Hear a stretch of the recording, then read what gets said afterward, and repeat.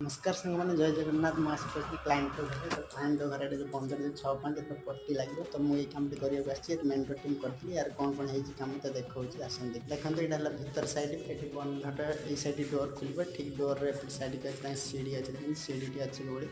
सांग मैंने झरका फटका लगी जाइए देखो झरका कबाट अलरेडी फिटिंग हो गई तो ये मिस्त्री गोटे भूल कौन कर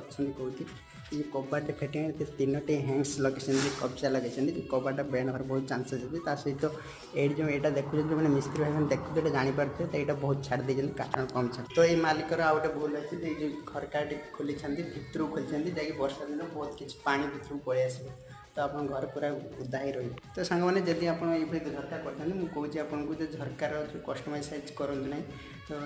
रेगुलर साइज रखते हाइटा 4 फुट रखते आप लंबा जिते भी कस्टमाइज करें से किसी प्रॉब्लम नहीं जो डोर देखते रूम डोर गुड़िकर साइज 30